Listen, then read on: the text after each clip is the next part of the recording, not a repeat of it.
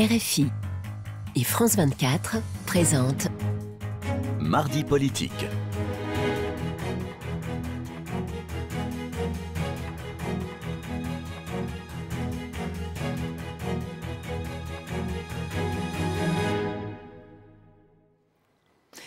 C'est l'heure de Mardi politique sur France 24 et RFI. Bonsoir Véronique Rigolet. Bonsoir Roselyne. Alors notre invité ce soir est Nicolas Bay. Bonsoir. Bonsoir. Vous êtes secrétaire général du Front National, chef de file de votre parti pour les législatives et vous êtes député européen. Alors Marielle de Sarnez, ministre des Affaires européennes et proche de François Bayrou, qui d'ailleurs lui prépare la loi de moralisation, est visée par une enquête pour avoir employé au Parlement européen une assistante parlementaire issue de son parti Le Modem. Et cette enquête, on la doit en quelque sorte à une élue du Front National, Sophie Montel, car le 14 mars, elle dénonçait par courrier au procureur de la République les noms des eurodéputés français qui employaient des assistants parlementaires issus aussi de leur parti. Alors pourtant, vous n'avez cessé de dire, quand Marine Le Pen était convoquée, et elle n'est pas allée voir les juges d'ailleurs, elle n'avait cessé de dire que cette pratique n'était pas illégale.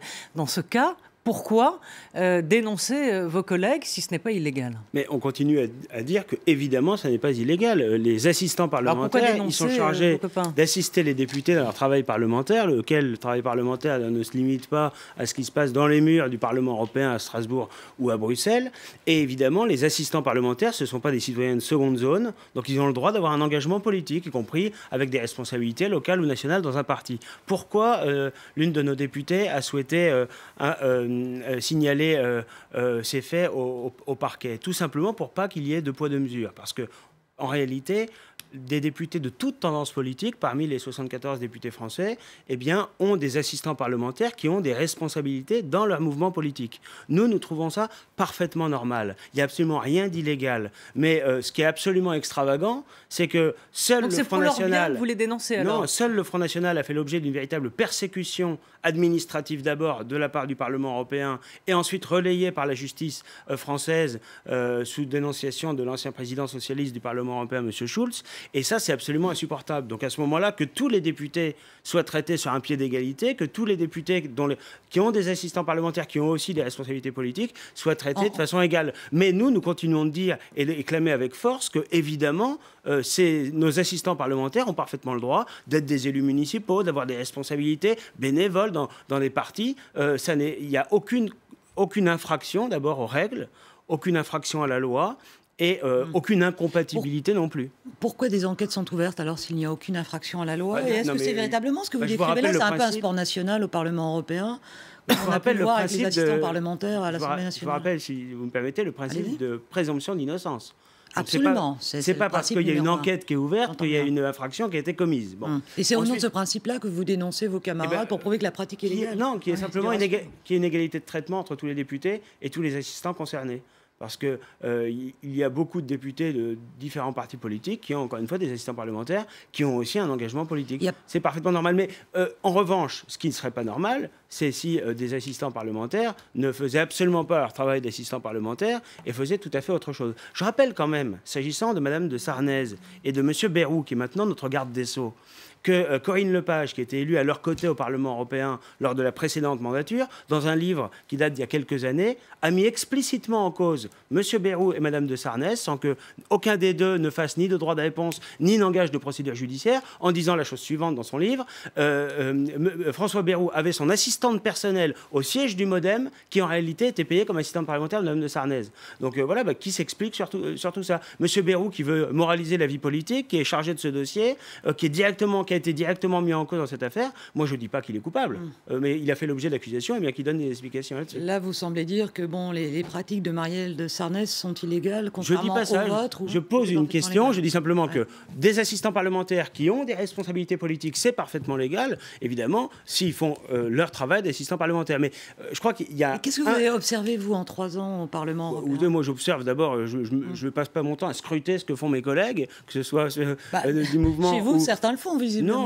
Non, c'est simplement, je fais le constat qui est parfaitement normal, que les assistants parlementaires, eh bien, ils peuvent évidemment avoir un engagement politique. En général, on choisit comme assistant parlementaire des collaborateurs en qui on a confiance, qui partagent nos idées, qui ont un engagement politique militant, indépendamment de cette activité d'assistant parlementaire. Et puis j'ajoute, et c'est très important, qu'il n'y a aucun texte qui définit de façon très claire le périmètre exact de travail, d'intervention d'un assistant parlementaire. Je pense que c'est d'ailleurs assez sain, parce que le principe de séparation des pouvoirs, c'est aussi que le fonctionnement d'une assemblée parlementaire, y compris donc le travail d'un député avec son assistant parlementaire, eh bien ça ne doit pas être trop fortement encadré pour que le député dispose réellement de moyens d'action du législateur, en l'occurrence. Alors, Richard Ferrand, le ministre de la Cohésion des Territoires, est pris à son tour dans la spirale des révélations concernant donc, son passé lorsqu'il était à la tête des mutuelles de Bretagne. Le Monde révèle que le ministre aurait mêlé depuis 20 ans affaires publiques et privées. Mais selon Matignon, le ministre garde la confiance d'Édouard Philippe, donc le Premier ministre. Alors, vous posez quel regard aujourd'hui sur cette affaire, une affaire qui n'est pas judiciaire, puisqu'il n'y a pas pour l'instant d'enquête ouverte, mais est-ce que le regard politique que vous avez sur cette affaire Ferrand? Moi, je vois que les soutiens d'Emmanuel Macron, lorsque ce sont les autres qui sont en cause, ils en font une affaire, ils demandent immédiatement des enquêtes, des démissions, et puis quand ça les concerne, là c'est juste un débat, c'est juste une discussion qui doit être tranchée par les électeurs. C'est assez extravagant. Moi je me souviens de Richard Ferrand sur les plateaux de télévision, qui était très péremptoire, avec une forme d'arrogance qui n'a échappé à personne, expliquait que les uns et les autres qui étaient mis en cause étaient totalement disqualifiés pour se présenter au suffrage et concourir au débat politique. Bon, les faits dont il est accusé sont quand même d'une certaine gravité. Moi, je ne dis pas qu'il est coupable. Pour autant, la justice ne veut pas ouvrir l'enquête. Oui, mais justement, c'est un vrai problème. Que la justice au final, après une enquête, la justice décide de ne pas le condamner parce qu'en réalité, il n'aurait pas commis d'infraction. Moi, je le conçois volontiers. Je suis incapable, à ce stade, de vous dire s'il est coupable ou non. Mais ce que je trouve absolument extravagant et très grave, c'est que la justice, que ce soit le parquet national financier ou le parquet de Brest, se refuse à ouvrir la moindre enquête. Ça accrédite évidemment l'idée d'une justice qui serait partisane, orientée, politisée dans notre pays. Vous pensez que c'est le cas, là ? Je dis pas que la justice, dans son ensemble, serait partisane, orientée et politisée. Je dis en revanche, et c'est une évidence, qu'il y a des magistrats qui ont un engagement politique et que celui-ci peut parasiter ou interférer sur leur action. Je rappelle quand même que 22% des magistrats votent aux élections professionnelles pour le syndicat de la magistrature, qui est une organisation d'extrême gauche, qui prend des positions politiques à presque toutes les élections, en soutenant certains candidats de gauche ou d'extrême gauche, en s'en prenant aux partis ou aux candidats qui leur déplaisent. Donc ça n'est évidemment pas une surprise qu'il y ait... Donc vous restez sur l'idée d'un procès politique Je dis ça, non, en l'occurrence... De deux poids, deux mesures, ce que vous disiez sur je crains que bien souvent, malheureusement, la justice, le fonctionnement de l'institution judiciaire soit mis à mal et que le principe d'équité et de séparation des pouvoirs ne soit pas toujours respecté, oui. Donc la justice, on vient de le dire, ne poursuit pas Richard Ferrand. Pour autant, l'affaire politique, elle prend de l'ampleur, de droite comme de gauche, en passant par le Front National. Tout le monde réclame aujourd'hui la démission du ministre Ferrand. On écoute le patron du PS, Jean-Christophe Cambadélis. Mais on nous a rabattu les oreilles sur le fait que les Français ne supportaient plus ces situations. Donc il doit démissionner. Oui, évidemment. Mais il doit prendre en compte que cette situation est intenable. Cette affaire Ferrand, c'est une polémique passagère en ce début de quinquennat Macron, ou c'est véritablement la première crise de ce quinquennat? Non, je ne suis pas sûr que ce soit une polémique ponctuelle et passagère. Je pense qu'un ministre qui est accusé de tels faits, il ne peut pas exercer dans la sérénité, avec la crédibilité nécessaire, sa fonction, qui est une fonction extrêmement importante. Donc c'est pour ça qu'il devrait se mettre en congé du gouvernement. Mais je crois que ça pose un problème beaucoup plus grave. C'est que ce que les Français attendent, ce n'est pas simplement des mots, ce sont des actes. On se souvient que le quinquennat de François Hollande avait débuté avec la volonté d'une République prétendument irréprochable, qui a commencé avec l'affaire Cahuzac, qui s'est poursuivie avec l'affaire Thévenoud. Évidemment, 5 années plus tard, il n'en restait pas grand-chose de cette République irréprochable. Et bien là, on a un peu le même phénomène. On a Emmanuel Macron qui a brandi l'idée de la moralisation de la vie politique. Il en fait d'ailleurs son premier chantier législatif. Et puis on voit que manifestement, dans son équipe, on est loin de... Vous auriez aimé entendre François Bayrou ? ces derniers jours sur l'affaire Oui, Ferrand il se fait étonnamment discret. Pourquoi, à votre avis? Écoutez, je vous laisse en tirer les conclusions, mais moi, ce que je vois simplement, c'est que ce gouvernement risque d'avoir toutes les peines du monde à être crédible en voulant moraliser la vie politique. Voilà. Vous attendez quoi, d'ailleurs, de cette loi sur la moralisation? Parce qu'il faut quand même faire un peu table rase sur je pense qu'il faut édicter en effet un certain nombre de règles très précises pour éviter toute forme de corruption dans la vie politique. Et puis, il y a un chantier dont parle assez peu Emmanuel Macron et ses soutiens, c'est celui de prévenir l'ensemble des conflits d'intérêts qui peuvent exister entre les puissances d'argent, entre les puissances privées et l'action publique. Et sur cette question-là, étonnamment, l'ensemble de l'équipe d'Emmanuel Macron est extrêmement discrète. Par exemple, vous souhaiteriez quoi dans cette loi qui est en cours de préparation?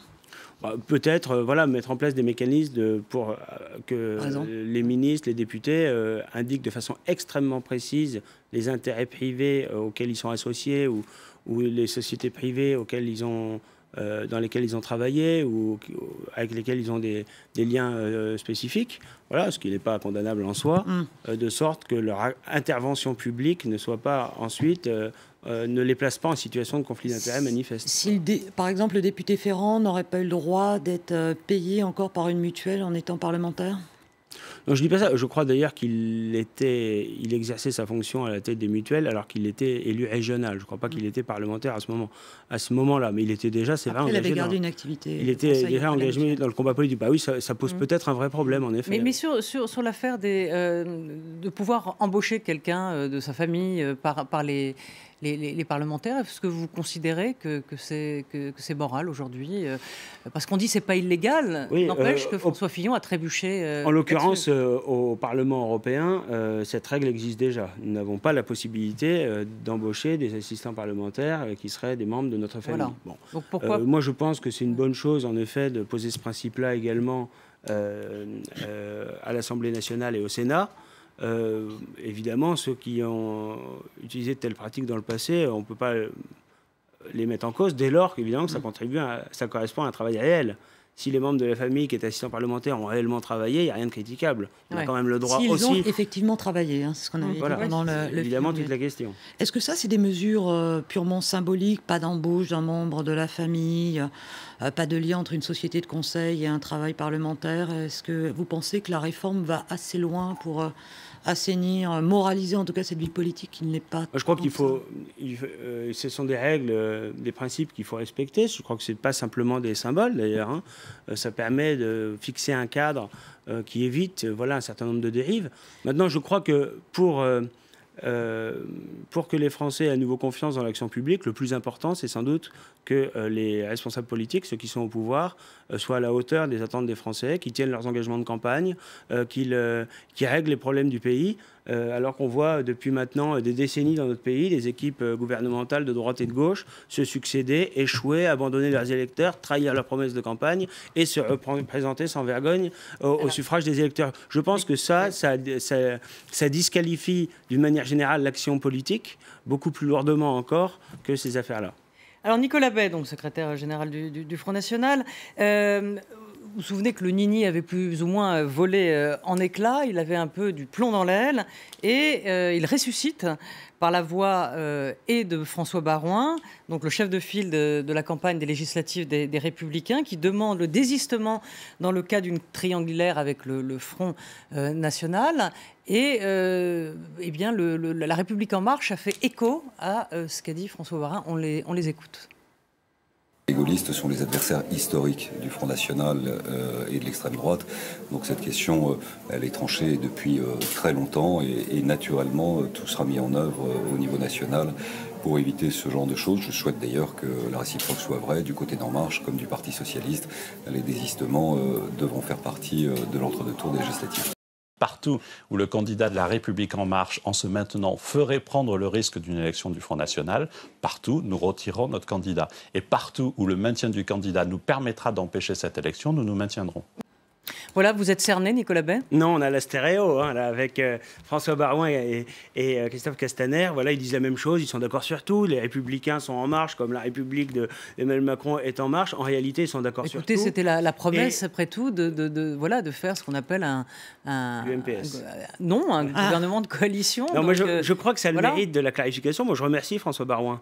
Parce qu'il achève d'abord d'écœurer totalement ces électeurs de droite qui croyaient en une alternance, qui ne voulaient pas avoir les socialistes au pouvoir et qui ne veulent pas signer un chèque en blanc aujourd'hui à Emmanuel Macron. En réalité, François Baroin, qui est censé être le chef de file des Républicains pour ces élections législatives, se comporte déjà, avant même le premier tour, comme le docile supplétif d'Emmanuel Macron et de sa future hypothétique, en tout cas, mais probable majorité parlementaire. Je crois que c'est très révélateur. C'est révélateur. On a les Républicains qui massivement, quasi unanimement, ont appelé à voter sans condition, instantanément, le 23 avril à 20h05 pour Emmanuel Macron. On a ensuite un certain nombre d'entre eux qui l'ont rejoint et participent directement de son gouvernement.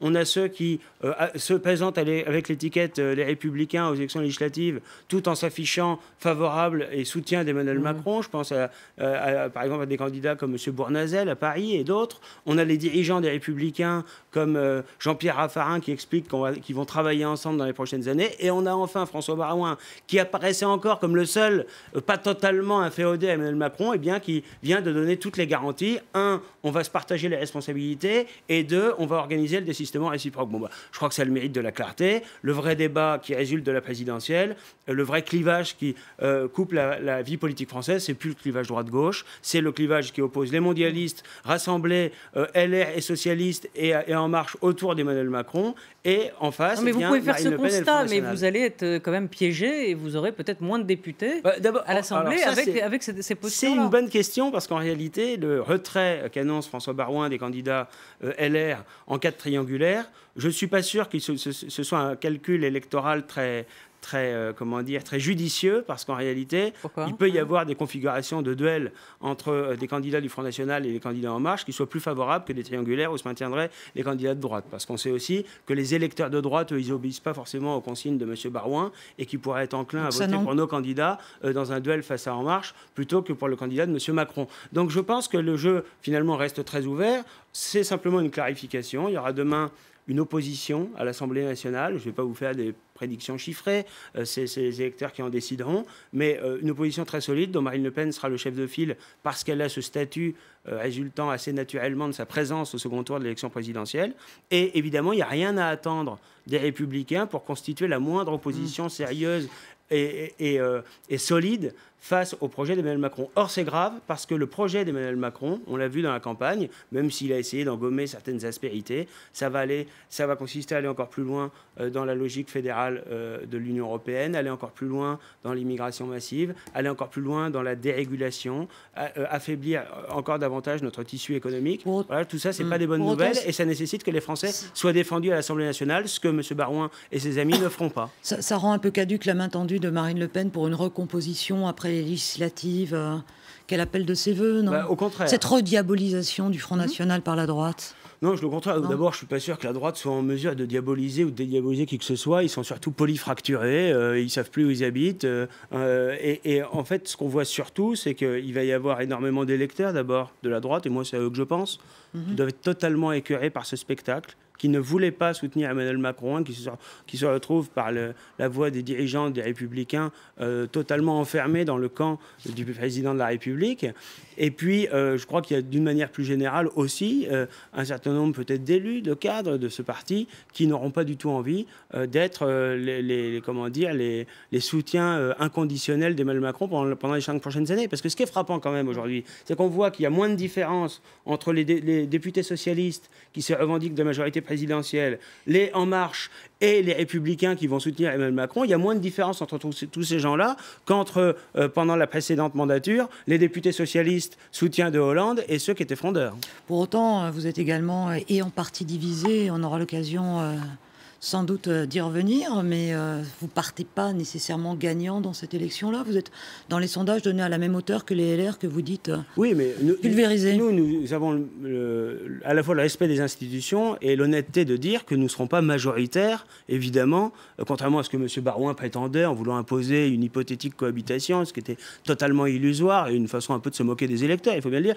Nous avons toujours dit que notre objectif, c'était d'être dans l'opposition demain pour être évidemment au pouvoir après-demain, mais dans l'opposition, dans le quinquennat qui s'ouvre. Donc on assume totalement cette position et nous sommes totalement unis et mobilisés. Alors sur l'unité du VFN, on y revient dans un instant, juste après le flash d'information.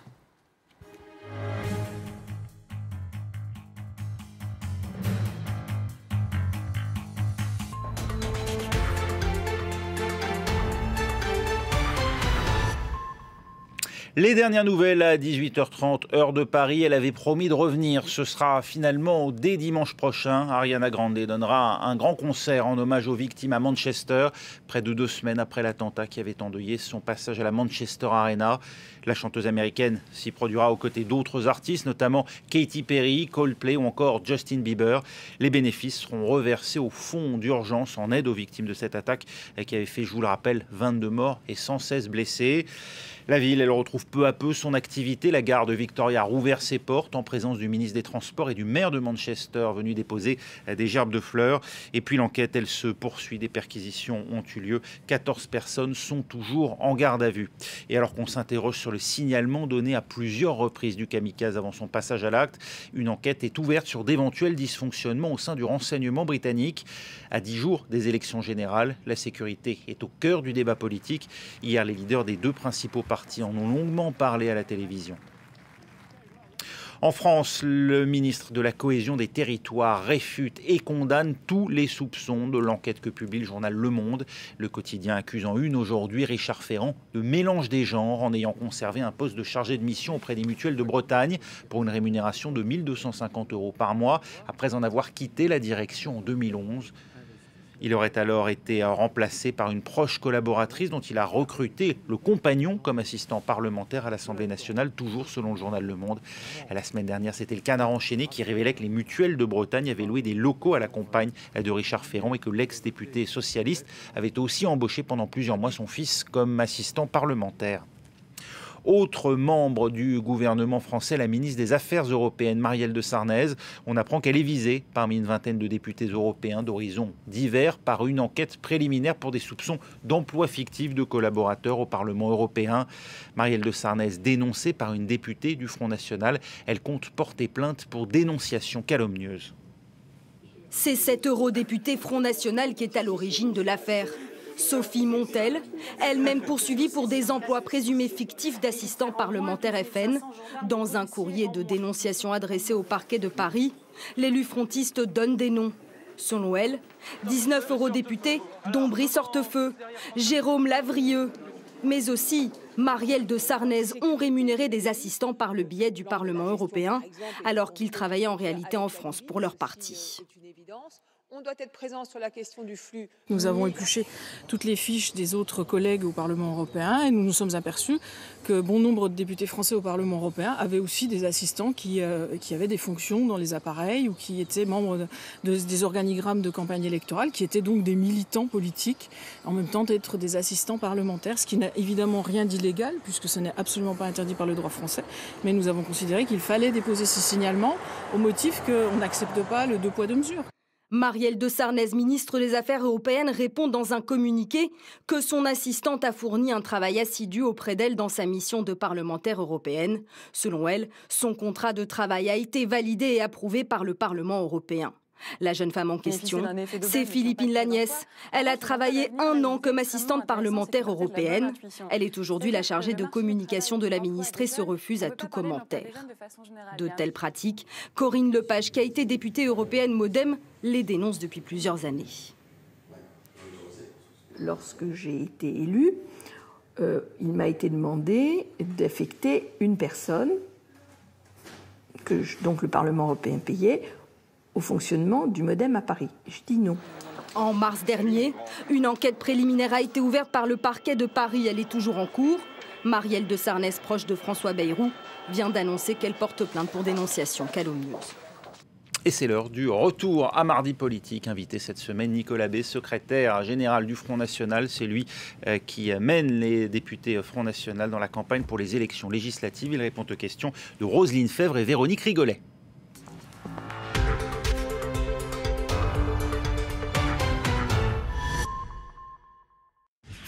L'Afrique qui bouge, c'est tous les soirs sur France 24. Here on France 24, we track the twists and turns of the global economy for you. نافذة فتحتها لنا ولكم France 24 كي نناقش عالم المحرمات. So many of us are French or half French or have just been living here for a really long time, and that gives us a unique insider's perspective.